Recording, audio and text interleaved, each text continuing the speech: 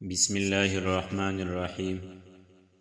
نبوت و رسالت کی چاؤ میں رسول اللہ صلی اللہ علیہ وسلم کی عمر شریف جب 40 برس کے قریب ہو چکی اور اس دوران آپ صلی اللہ علیہ وسلم کے اب تک کے تعاملات نے قوم سے آپ کا ذہنی اور فکری فاصلہ بہت وسیع کر دیا تھا، تو آپ صلی اللہ علیہ وسلم کو تنہائی محبوب ہو گئی۔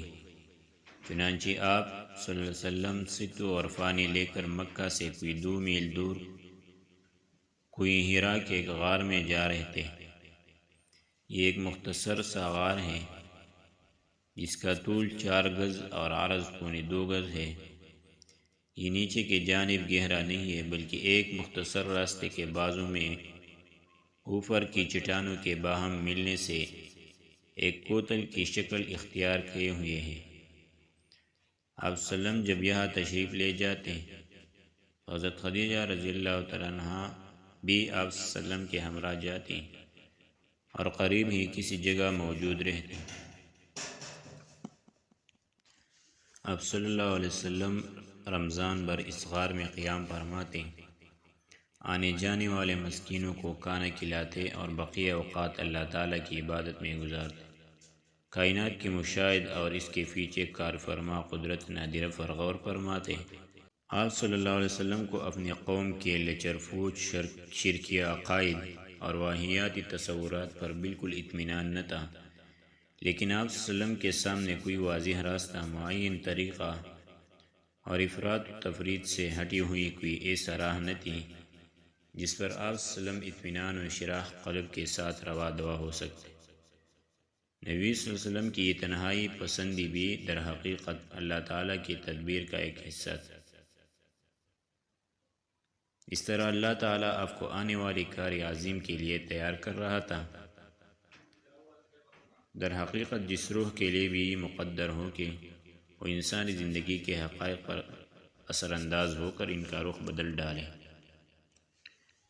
اس کے لیے ضروری ہے کہ زمین کے مشاغل، زندگی کے شور اور لوگوں کے چھوٹے چھوٹے ہم و غم کی دنیا سے کٹ کر کچھ عرصے کے لیے الگ تھلگ اور خلوت نشین رہے۔ ٹھیک اسی سنت کے مطابق جب اللہ تعالیٰ نے محمد صلی اللہ علیہ وسلم کو امانت کبریٰ کا بوجھ اٹھانے، روئی زمین کو بدلنے اور خط تاریخ کے موڑنے کے لیے تیار کرنا چاہا، تو رسالت کی ذمہ داری عائد کرنے سے 3 سال پہلے آپ صلی اللہ علیہ وسلم کے لیے خلوت نشینی مقدر کر دی۔ آپ صلی اللہ علیہ وسلم اس خلوت میں 1 ماہ تک کائنات کے آزاد روح کے ساتھ ہم سفر رہتے اور اس وجود کے پیچھے چھپے ہوئے غیب کے اندر تدبر فرماتے، تاکہ جب اللہ تعالیٰ کا اذن ہو تو اس غیب کے ساتھ تعامل کے لیے مستعد رہے۔ جب آپ صلی اللہ علیہ وسلم کی عمر 40 برس ہو گئی اور یہی سنی کمال ہے اور کہا جاتا ہے کہ یہی پیغمبروں کی بعثت کی عمر ہے، تو زندگی کے افق کے فار سے آثار نبوت چمکنا اور جگمگانا شروع ہوئے۔ یہ آثار خواب تھے۔ آپ صلی اللہ علیہ وسلم جو بھی خواب دیکھتے وہ سفید یوسف کی طرح نمودار ہوتا۔ اس حالت پر 6 ماہ کا عرصہ گزر گیا جو مدت نبوت کا 46واں حصہ ہے، اور کل مدت نبوت 23 برس ہے۔ اس کے بعد جب حرا میں خلوت نشینی کا 3 سال آیا تو اللہ تعالیٰ نے چاہا کہ روئے زمین کے باشندوں پر اس کے رحمت کا فیضان ہو، چنانچہ اس نے آپ صلی اللہ علیہ وسلم کی نبوت سے مشرف کیا اور حضرت جبریل علیہ السلام قرآن مجید کی چند آیات لے کر آپ صلی اللہ علیہ وسلم کے پاس تشریف لائے۔ دلائل قرآن پر ایک جامع نگاہ ڈال کر حضرت جبریل علیہ السلام کی تشریف آوری کے اس واقعے کی تاریخ معین کی جا سکتی ہے۔ ہماری تحقیق کے مطابق یہ واقعہ رمضان المبارک کی 21 تاریخ دوشنبہ کی رات میں پیش آیا۔ اس روز اگست کی 10 تاریخ تھی اور 610 عیسوی تا قمری حساب سے نبی صلی اللہ علیہ وسلم کی عمر 40 سال 6 مہینے 12 دن اور شمسی حساب سے 39 سال 3 مہینے 22 دن تھی۔ آئیے اب ذرا حضرت عائشہ رضی اللہ تعالیٰ عنہ کی زبانی اس واقعے کی تفصیلات سنیں۔ یہ انوار لاہوت کا ایک ایسا شعلہ تھا جس سے کفر و ضلالت کی تاریکیاں چٹتی چلی گئی، یہاں تک کہ زندگی کی رفتار بدل گئی اور تاریخ کا رخ پلٹ گیا۔ حضرت عائشہ رضی اللہ عنہ فرماتی ہے، رسول اللہ صلی اللہ علیہ وسلم پر وحی کی ابتدا نیند میں اچھے خواب سے ہوئی۔ آپ وسلم جو بھی خواب دیکھتے تھے وہ سفید یوسف کی طرح نمودار ہوتا تھا۔ پھر آپ وسلم کو تنہائی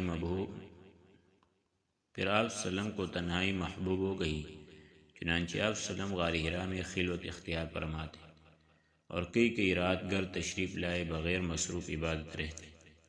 اس کے لیے آپ وسلم توشہ لے جاتے، پھر توشہ ختم ہونے پر حضرت خدیجہ رضی اللہ عنہ کے پاس واپس آتے اور تقریباً اتنے ہی دنوں کے لیے پھر توشہ لے جاتے، یہاں تک کہ آپ وسلم کے پاس حق آیا اور آپ وسلم غار حرا میں تھے، یعنی آپ وسلم کے پاس فرشتہ آیا اور اس نے کہا پڑھو۔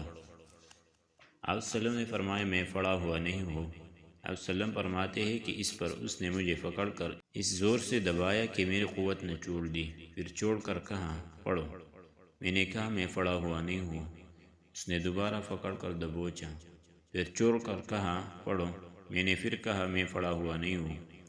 اس نے تیسری بار پکڑ کر دبوچا، پھر چھوڑ کر کہا اقرأ بسم ربک الذی خلق خلق الانسان من علق اقرأ وربک الاکرم، پڑھو اپنے رب کے نام سے جس نے پیدا کیا، انسان کو لوٹلے سے پیدا کیا، پڑھو اور تمہارا رب نہایت کریم ہے۔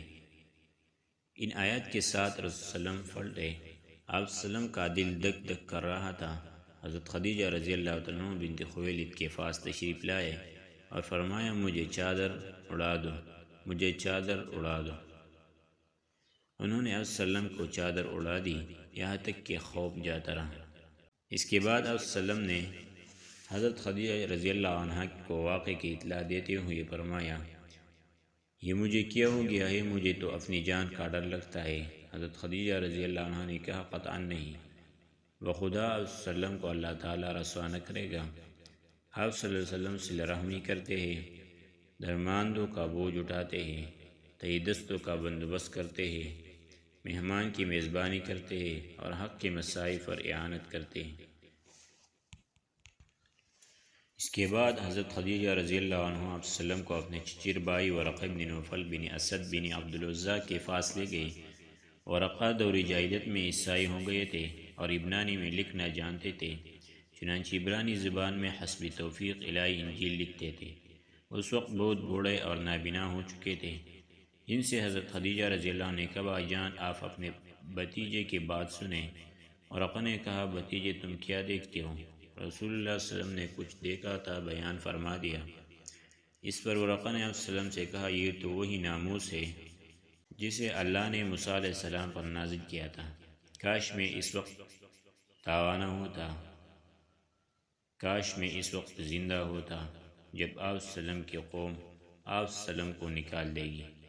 رسول اللہ صلی اللہ علیہ وسلم نے فرمایا اچھا تو کیا یہ لوگ مجھے نکال دے گی؟ ورقہ نے کہا ہاں، جب بھی کوئی آدمی اس طرح کا پیغام لایا جیسا تم لائے ہو تو اسے ضرور دشمنی کی گئی، اگر میں نے تمہارا زمانہ پا لیا تو تمہاری زبردست مدد کروں گا۔